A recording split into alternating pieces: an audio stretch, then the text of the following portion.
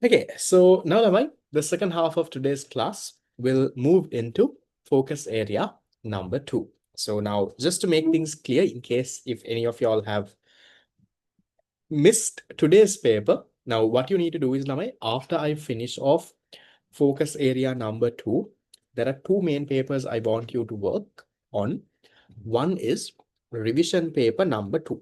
So you have to complete Lamai revision paper number 2. So that is the paper that has the one with the short note in the first page. So the one with this focus area, you need to complete that. When do you have to submit that paper? Next Tuesday by 6 p.m. you have to submit the paper. So you have one entire week. So don't give me excuses saying, sir, Tuesday I have class, sir. Now only I got home, sir. Anakai make I don't say. I will send the link and all to submit by around Monday. If I can, I'll send it on Sunday itself. The link will be sent at least one day before. So then you have time to submit your answer. Somehow get it done. If you're out the whole day, Lama, tell your parents you want to send the PDF or send your PDF to a friend and keep and tell them to send it. Somehow send the PDF onto the group. Okay. So when do you submit? Next Tuesday. Can someone quickly give me the date? Next Tuesday by 6 p.m. What is the date for next Tuesday? Today is 17th, so then it will be 24th. 24th June.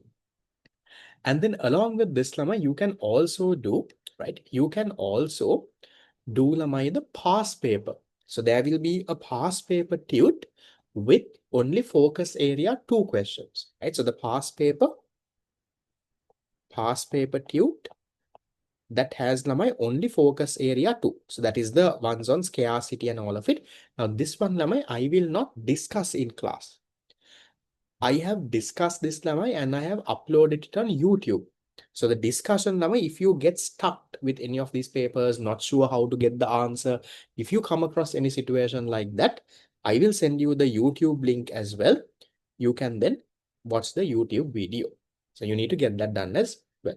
So these two are the two compulsory things you have to finish off by next week. Then in addition to this, Lama, you can also make the short note, right? I'll send the PDF also, Lama. You should have the printed version, but I'll send the PDF. You have to make the short note for focus area 2. Right? That is in your paper itself. You can make the short note and you can get things done. Now, depending on probably maybe next week, we'll see, right? Maybe this week, if you all can, right? After doing all of this, if you all have some time, you can also, Lamai, do the first take-home paper. There are 3 take-home papers. Take-home papers, Lamai, are actually very small. It will only take you 45 minutes to do. 45, no, less 1 hour to do maximum. So take-home paper is only a 1 hour paper because there's so much of other papers you are doing. So I did not make that paper very big. It has 10 MCQs, one essay question for 20 marks. So one essay question will take you 30 minutes. 10 MCQs will take you 20 minutes. In 50 minutes, you can finish one take-home paper.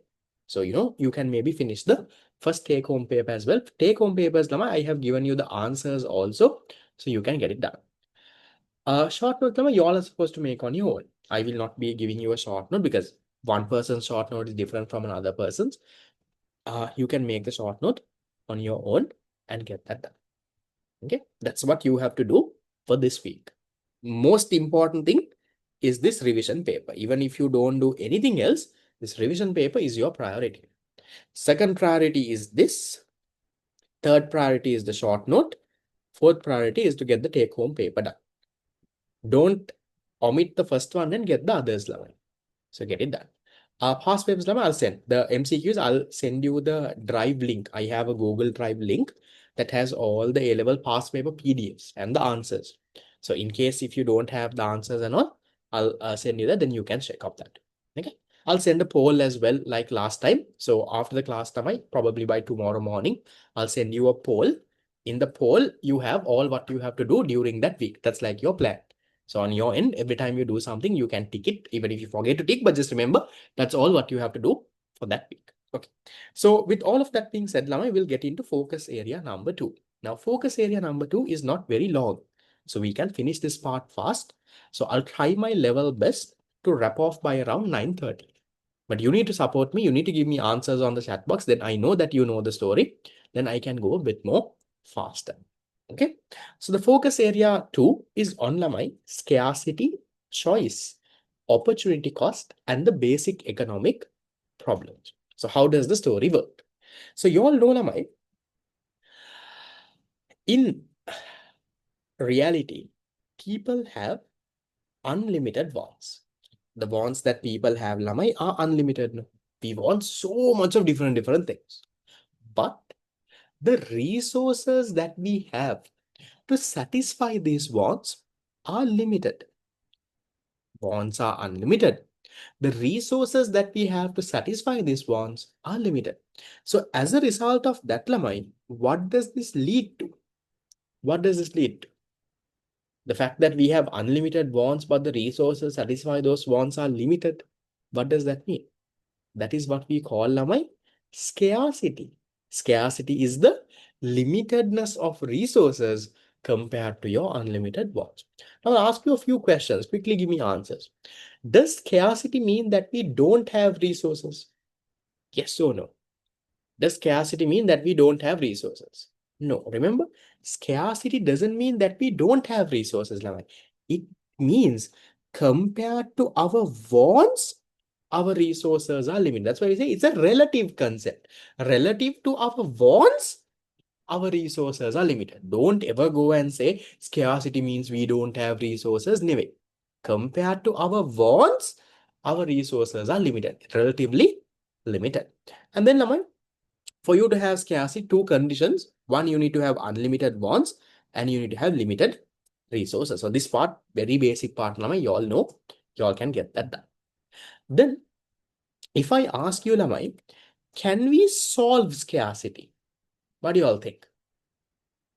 Can we solve scarcity? Exactly, correct. Can we solve? For example, Lamai, okay, now they can ask you, right? They can ask you in your paper, if you economize, if you use your resources very carefully, economically, scarcity can be solved. Do you agree? Explain. Do you all agree, Lamai? If you use your resources very carefully, no wastage, nothing, can you solve? No, because no matter how carefully you use your resources, your wants are unlimited, Nilamai. As long as people's wants are unlimited, no matter how carefully you use your resources, no matter how carefully you use Lamai, you can't solve scarcity. One more thing, Lamai. So this is the same main note. That is there in my theory tutor as well. So for those who are there in my theory class, Lamai, open your theory tutor, and follow this. If I'm saying anything newly, you can make a note. For the others, this PDF, I will send it on the group. You all also must have some note, Nilamai, that you all are learning. You can learn that, but this I'll send you the PDF. My theory class people, please follow your theory too. Right? So remember that. But what if I say, Lamai, the most developed economies like US, Japan, right, UK, do not face scarcity. Do you agree? Yes or no? The most developed economies, like, only developing economies face scarcity. They can twist the question around so many ways, Lamai. Again, answer is no. They also face it. That's why you call it universal concept. Exactly. So no matter how developed you are, no matter, Lamai, how carefully you use your resources, as long as wants are unlimited and resources are limited, you will always have scarcity. The only way to solve scarcity is, Lamai, if your wants become limited, which will never happen, or all your resources have to become unlimited, which will also never happen. If those two happen, then you can solve scarcity. Wants have to become limited or resources become unlimited. One of the two. That will never happen. So therefore, you will never solve scarcity. We call it the central problem of economics. Now, these scarce resources, now we are saying our resources are scarce, they are limited here. Compared to our wants, they are limited. Now, with your scarce resources, what can you tell about the users of it, Laman? Now, take, let's say, for example, a plot of land. Let's say a laptop. Laptop is a scarce resource. Okay. What about the users? Does it have only one use or does it have a lot of users? What do you all think? It has many alternative users, no? It has a lot of things. So then, Lamai, my next question is, can you do all of it? Now, for example, with my laptop, now in my laptop, I can do my office work. I can write office reports. I can watch a movie, play something on YouTube, play a music, maybe do my Zoom class. Now, can I do all of it at the same time? You can't right now. Right now, when I'm doing my class, I'm only opening Zoom. I'm not playing a movie on this and doing my office work on my laptop. So, because your scarce resources have alternative uses, what is alternative uses? You have so many uses. You can do so many different things. Can you do all of it? You can't. Therefore, what should you do, Lamai? Therefore, what should you do? Therefore, you need to make a choice. So let me summarize my story again in a flow diagram. What did I say? I told you, right? Listen, this is a very basic concept. Most of you all know this in the Tamai. I'm going fast. Right? This is not the first time you're learning. So you all know, Lamai, people have unlimited wants. Right? We have unlimited wants. But the resources to satisfy these unlimited wants are limited. We have limited resources. We have unlimited wants, but limited resources. So that gives rise to what, Lamai? That gives rise to scarcity. So we say scarcity is the limitedness of resources compared to unlimited wants. And then we say, Lamai, these scarce resources, now we are saying our resources are scarce, so they are limited here. These scarce resources, Lamai, they have many alternative uses. You can do multiple things with it. Now, for example, if you take my laptop, you can watch a movie, do a Zoom class, do office work, play YouTube, play some music, do so many things. But then, can you do all of it? You can't do all of it, Nilamai. So, because of the fact that you have scarce resources and your scarce resources have alternative uses, you need to make a choice.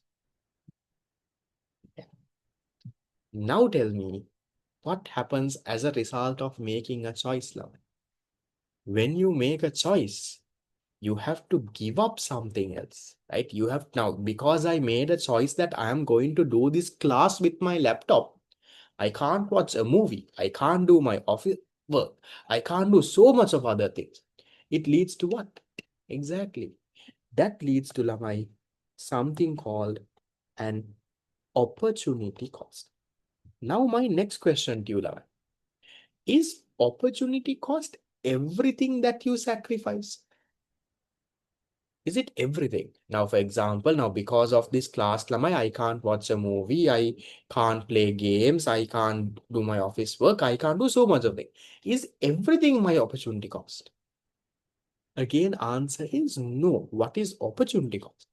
Opportunity cost is, Lamai, the benefit foregone when you select one alternative, right? The benefit that you forego from your next best, or we call it, Lamai, the second best alternative, right? The next best alternative, the benefit you sacrifice from your next best thing. Now, take your life. Now, can you all tell me, Lamai, instead of coming to this class, what else you could have done? Give me like 2 to 3 things that you would have done in this Tuesday night without coming to this class. What do you think you would have done? Yeah, some of you all would have slept tiring day, no? After school, tiring. This fellows would have class also, right? Watched a movie, okay. Homework, right? Nice. Some of you are going to the gym also. I also want to go to the gym. I'm just gaining fat, but I never have the time. Uh, right, done some homework, right?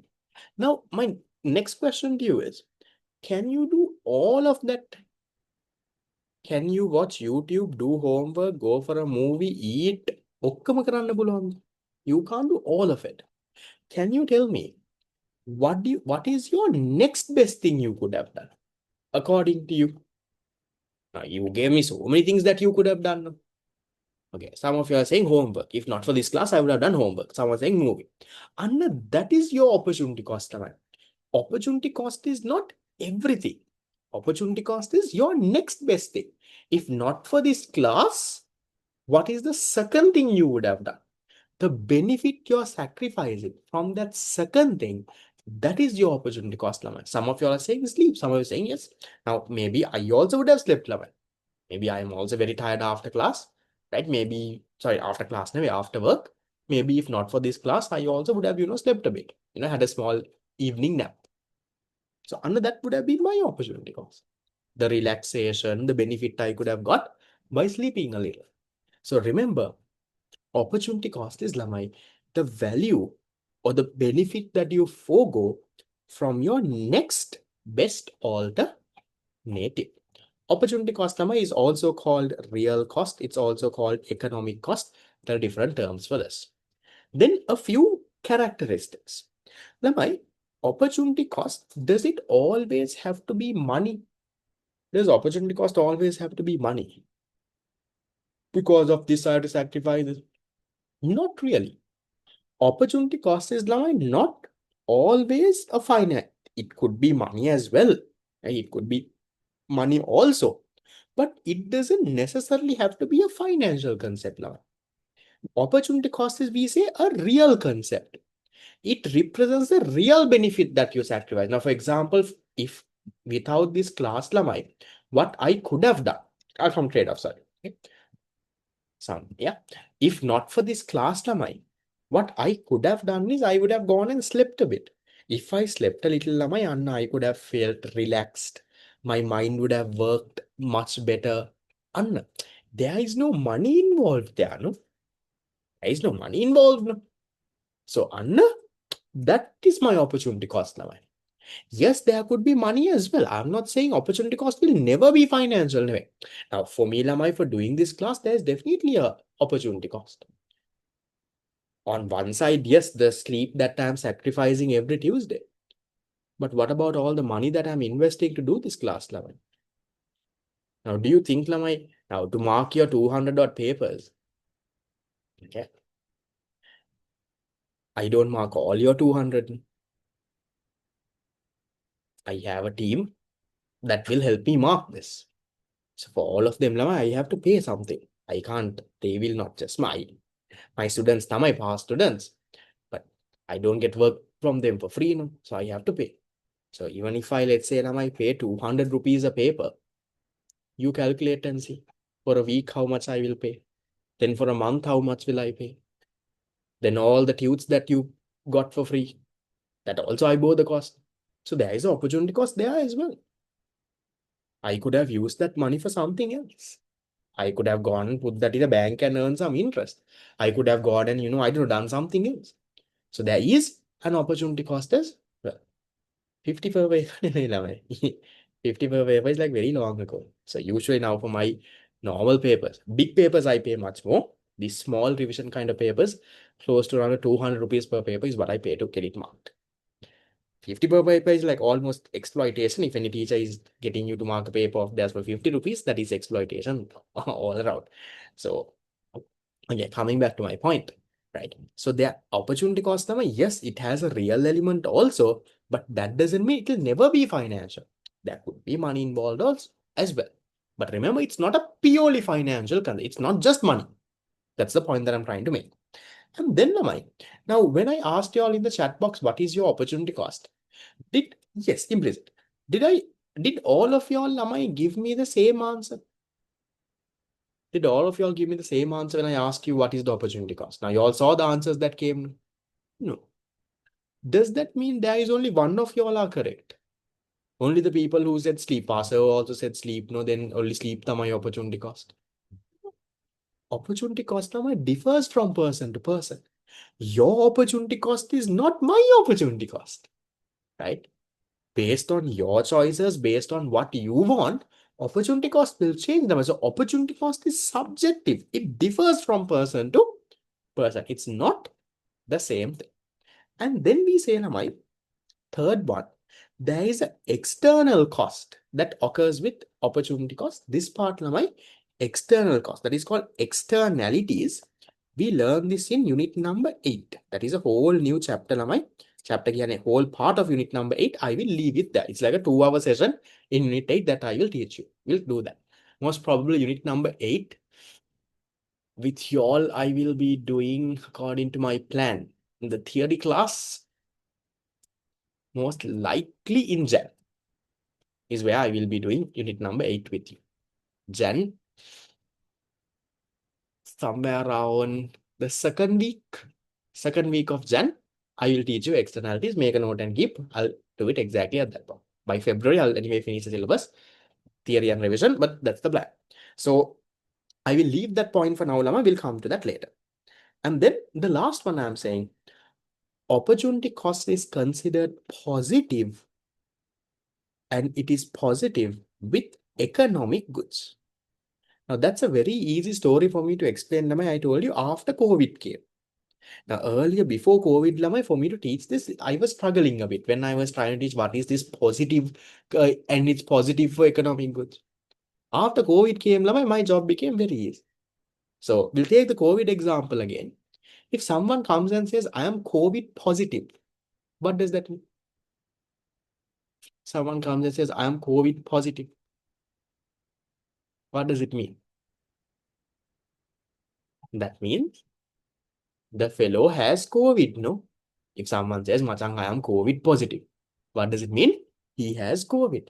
Same way, I am saying, economic goods, for economic goods, the opportunity cost is positive. You see, opportunity cost is positive.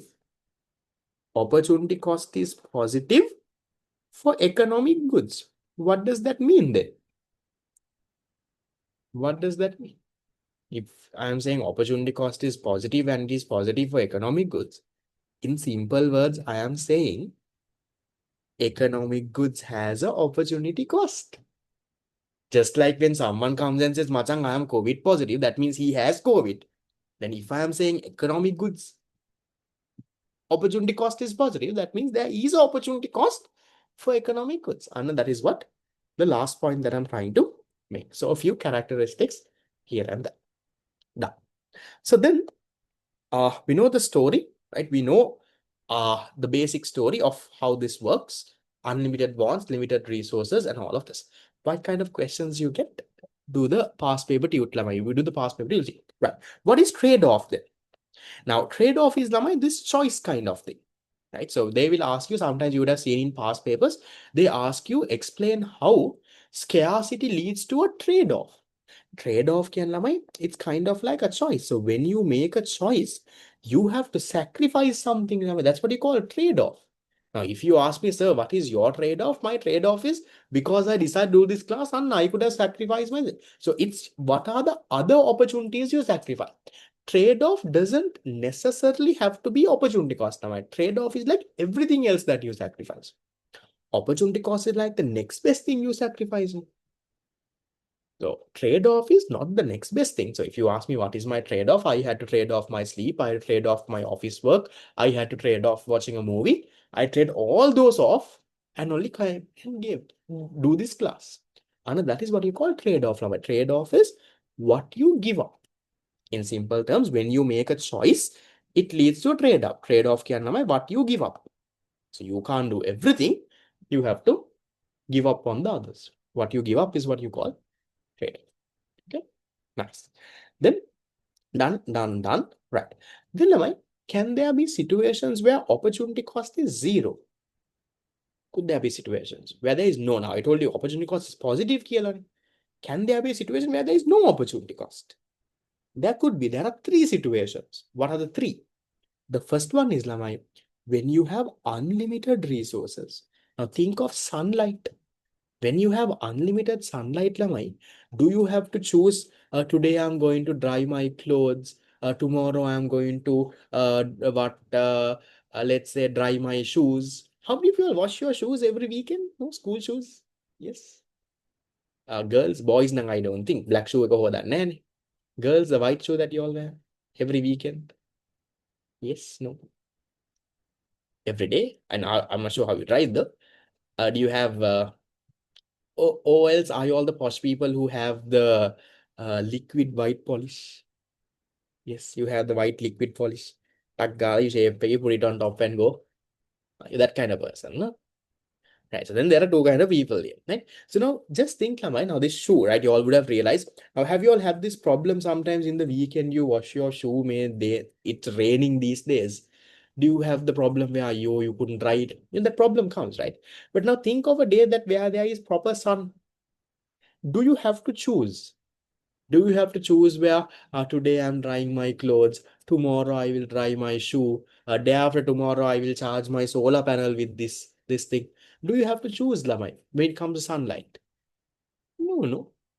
You can do everything. Why can you do everything, Lamai? There is no choice. You can dry your clothes also, dry your shoe also. You can charge your solar panel also. You can do everything because sunlight is unlimited. So when you have unlimited resources, Lamai, you don't have to make a choice. No choice, no, you can do everything. So no choice means no opportunity cost. And then same thing, my second one, absence of alternative uses. Now, when your resources don't have alternative uses, then also there is no choice. Right? I give you an example in class of a ship anchor. Right? I say the only purpose of a ship anchor is when the ship comes to the shore to put it and keep so that the ship doesn't move around. No, yes, maybe parachute. Correct. Right? There is no other purpose of it to parachute. The only purpose is when you jump to open it so that the air comes and you slow down and you this thing. Bridge, correct. So when there are no alternative users, then also there is no opportunity cost because you don't have to sacrifice anything. Now think, okay, take up this pen that I'm using. I'm using this pen to write on my iPad. Is there any other alternative use of this pen? Can I use this pen to write on a book? Can someone else use it to, I don't know, do something else? No. The only purpose of this pen is to write on this iPad. So just because I am taking it and using it, there is no opportunity cost. I am not giving up anything. If I am not writing, it's just kept in the table. So when you have no alternative users also, opportunity cost is zero. And then the last one is Lamai. When you have what? When you have,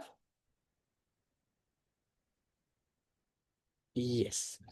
Last one is Lamai, when you have unemployed resources. When your resources were previously unemployed, when they were just there, no one is using. Now, let's say you took and used it. Is there opportunity cost? No. Now, remember, I would have given you Lamai in class also. Remember, small days Lamai for homework, they tell you, make some what handwork and come with the waste that you all have in your house. Then some of y'all, with eggshells, you all made a card, you all made a tortoise. Some of y'all, would have used this ice cream popsicle skills and made something else. Some of y'all would have, I don't know, what else did y'all make? For waste and use your household waste and make a handwork and come here. They would have told you, what do y'all make? Paper plates, okay, maybe with this thing. Did anyone make this ones? Did y'all make pen holders? That's the easiest thing to make, no? That's what I also would have made. Right? You would have taken a small cardboard box out of somewhere, put a small paper around it, and a pen holder. Right? See? Now, those kind of things, Lamai, penguin with eggshells. Nice. I remember I made a turtle with eggshells. So now when you take this, now you're taking something, Lamai, that was not previously used. Now this take eggshells, Vilu. You're taking these thrown eggshells to make a turtle, a tortoise, and based on the fellow and do the handwork. Is that opportunity cost there, Lamai? Because you're using that eggshells, are you sacrificing something? Those eggshells were just thrown. Nice. So I mean, brinjal also nice. It was just thrown, no one was using. Now you took it and you used it. So then also there is no opportunity cost. So remember those three situations. Right. Then how is opportunity cost calculated? Now, if they ask you to calculate something called marginal opportunity. Now, this equation, don't worry too much about it. We learned that in uh, unit 4. Don't worry too much about it. The people who did unit 4 theory with me, you should be able to relate to this. Remember, total revenue minus opportunity cost is equal to economic profit. Total revenue minus total cost is economic profit. So if you rework that equation, if you subject opportunity cost, this is what you get. So what is marginal opportunity cost? Marginal opportunity cost is the opportunity cost of producing one extra unit. Now I'll give you a simple example. Let's say, okay. Uh, okay. So I'm producing two goods. Let's say with my resources. No, okay, we'll say something else. I'll give you. Okay, anyway, I'm producing two goods. Let's say lama, I'm producing clothes and I'm producing toys. So when I'm producing 100 toys, 100 clothes, I can produce 50 toys. When I increase clothes production to 120, now I can only produce 40 toys. Now, how do you increase the production of one good? You have to take resources from the other one and put here, no? If I want to increase clothes by 20, some people who are working in the toy industry, I take the fellows and put them here. That's what I do, no? Right. So then, Lamai, can you all tell me, to increase clothes by 20, how much of toys should I sacrifice? How much of toys did I give up? I had to give up 10 toys. Now, this 10 toys is what we call my opportunity cost. Now, if they ask what is the marginal opportunity cost? Now, to produce 20 clothes, more lamai, I had to give up 10 toys. Marginal can for one extra. Then to produce one extra cloth, how much of toys do you think I have to sacrifice? For 20 clothes, I have to sacrifice 10 toys. But if it's one cloth only, then I'll have to sacrifice 0.5 toys. How did you get that 0.5? Here is the equation, Lamai. What one sacrifices divided by what one gains. So, foregone divided by gained. What you foregone divided by gained. So, when you go from here to here, you're foregoing 10 toys. Foregone is what you sacrifice. So, foregone 10. What are you gaining? 100 to 120, you're gaining 20 clothes. So 10 divided by 20, you get 0.5. So opportunity cost is what you sacrifice. That's how you calculate it, Lama. When we do PPC, we will go into that a little bit more in detail. We'll do some calculations there. That's the calculation part of it. Okay. Then we'll now go into Lamai, the basic economic problems. This is the last part of this focus area. We should be able to wrap off by around 9:30. Yeah, I'll finish the entire part. Okay, so in your class, there is a part that I have to do. Once that part is done, I will finish the class.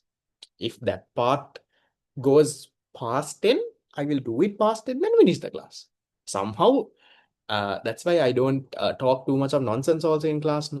You will not hear my love story or you will not hear what I did in school. That doesn't happen because I have a target to finish.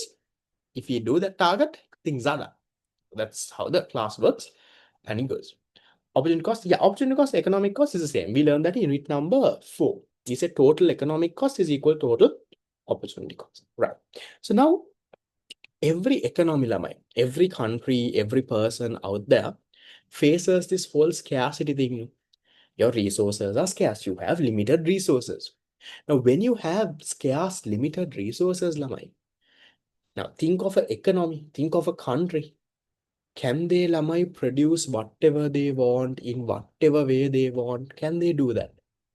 Can Sri Lanka, now Sri Lanka also has a limited amount of land, labor, capital, entrepreneurship. No? Do you think we have the resources to produce rockets and Aravai Mevai? Can we produce everything that our people want, Lamai? You can't, no? So every economic system, Lamai, has to answer 3 basic economic problems. Have to provide answers for this. What are the problems? First, they have to decide, Lamai, what are they going to produce? Because you can't produce everything. If you take a country, they don't have resources, Lamai, to produce every single thing that people want. So you have to decide what are you going to produce in what quantity. For example, okay, if you're going to produce food, okay, how much of food? Let's say bread will look, okay, how many loaves of bread? Let's say you're producing hospitals, okay, how many hospitals? You decide that first. So let's say Sri Lanka decided we are going to produce 1,000 loaves of bread. Let's say one school. Then we decided we are going to produce 10 laptops. So you have to first decide that level. Then based on that, Tama, you will allocate your resources. So your total resources, your land, labor, capital, entrepreneurship is there. So once you decide what you're going to produce in what quantity, now you can allocate, right? You are going to produce 1,000 bread. Okay, for this we'll put 50 labor and one machine. One school, we'll put 100 labor there. They have to build the school, no? We'll put 100 labor there. So then, okay, 10 laptops down here. What do we put? That's why this is also called the resource allocation problem. So every economy, because they can't produce everything that they have, that they want, they have to first decide, what are they going to produce and in what quantity. Once they decide that, now they can allocate their resources. That's why it's called the resource allocation problem. So remember, you need to know the other name as well, because sometimes in your paper, they can ask you to explain the resource allocation problem. Explain how does a market economy answers the problem of resource allocation. Then you're like, this fellow never taught me something like this. So you need to know the alternative terms as well. And then once you have decided, okay, opportunity cost calculation is there a bit, in the PPC part. It's a bit important. Okay, we'll come to that when we do the PPC. Once you decide what you're going to produce, now what do you need to do, Lama? What's the second thing that you have to ask? Let's say you decided, right, we are going to produce 100 loaves of bread to one school, 10 laptops. You decided. What's the second thing now? What's the second thing? Now you have to decide, how are you going to produce those now? So you decided we are going to produce these. These are the quantities. Now you have to decide, how to produce. So how to produce, there are two production techniques. What are the two production techniques? You have, capital intensive production. What is capital intensive? Capital intensive is, where you use more capital than labor. Now think of, let's say Toyota, the factory. In the Toyota factory, most of the production is done with machinery, with machines and tech. A few people are there. So more machines, less people. That is capital intensive. And then you also have, labor intensive. What is labor intensive? You use more labor, less machines. Maybe think of something like agriculture, old days agriculture. More human, more labor, less machines are being used, right? Less capital. That is what you call labor intensive. So you have to decide on that, That is the second thing. Now, once you decide what are you going to produce, now you have to decide how to produce. Are you going to use a capital intensive technique? Are you going to use more machines and all of it and get it done? Or are you going to use a more labor intensive technique? Are you going to use more labor and get the work done? Because now all the goods you can't use capital also. All the goods you can't use labor because you only have limited resources. So you have to now properly decide, right, which technique I'm going to use. So that is the second one, how to produce. The problem of production, or we can say problem of production technique. That is the second question there. I'm not reading word by word of the note, I will send you all this. If you all want, you can have a read. Then, now what's the third one? You have decided what to produce. You decided how to produce, and let's say now you produce the good. Now what do you do? Do you keep it in the factory and wait? Now what do you do? Now you have to decide how to distribute those, no? Who is going to get those goods? So third one is, you have to decide whom to produce. Who is getting the goods? Now you have produced so much of things. So you have produced 1,000 loaves of bread, this much of this much of this, this much of this. Now, how are you going to distribute it? And that is what you call, whom to produce.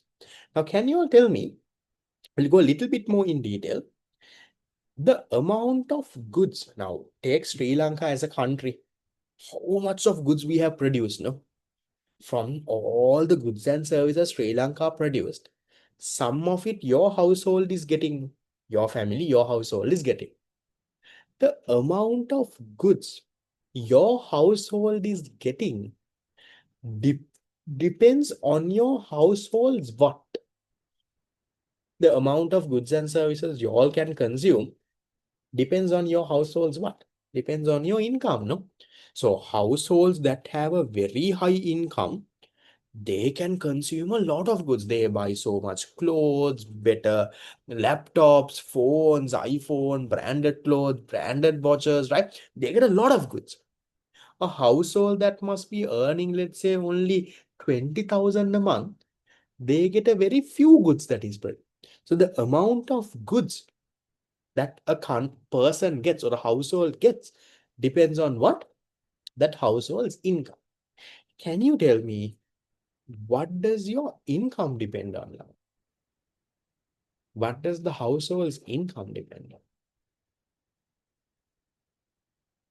The household's income depends on Lamai, how much of factors of production, factors, not just ownership Lamai, how much they actually exchange. How much of factors do they exchange and the price paid for the factor. I'll give you a example. So let's take your house, Lamai. Let's take your house. Let's say you all have a cow. In your house, you have a cow. Cow is what? Cow is land, natural land. So you have one cow. You have given that cow, Lamai, to the Ambevela farm. So you have rented your cow to Ambevela farm.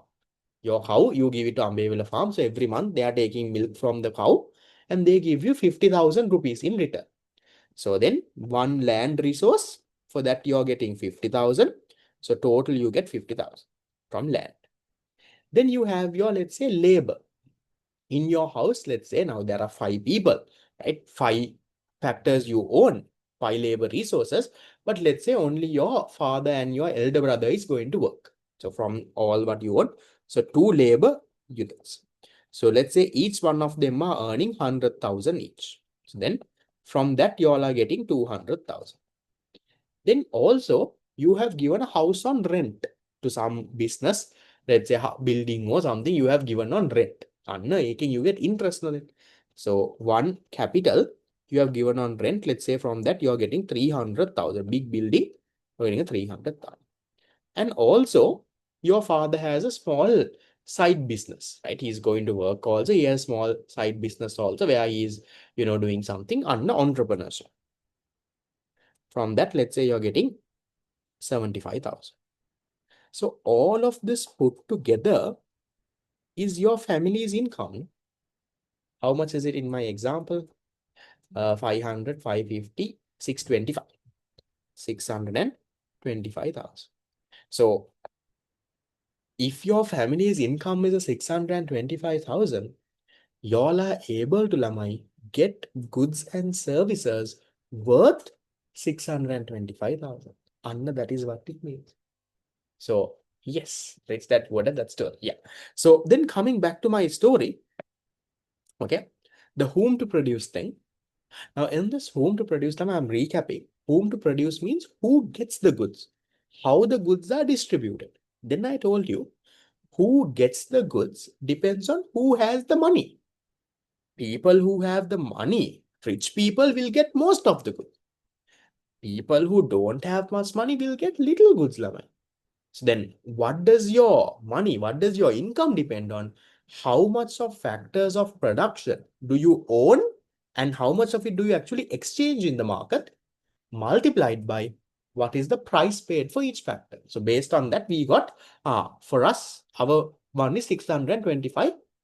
So that's the story there. So then later, Lamai, in the third session, we'll go into how does a market economy answer. So a market economy, Lamai, whoever who has the money, they will give it.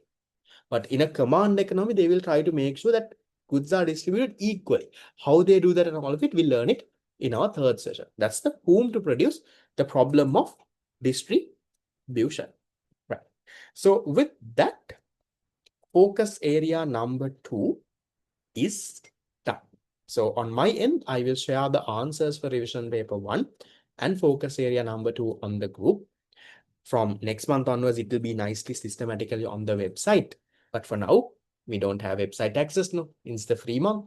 I'll share it on the group. Recording by around tomorrow. I'm just too tired, exhausted now. By around tomorrow, I will put it on YouTube also. So if you miss, you can watch. But recording, just keep it as an optional thing. My main thing is for you to come to the live class and get that done. So remember the work that you have to do. Next week, you have to submit revision paper number 2. Along with that, your other priorities are also there. So with that, we'll call it off. For those who have questions, you can stay and clarify. The others, theory class people, I will see you on Thursday. The other revision people, I will see you back next Tuesday. See you. Bye.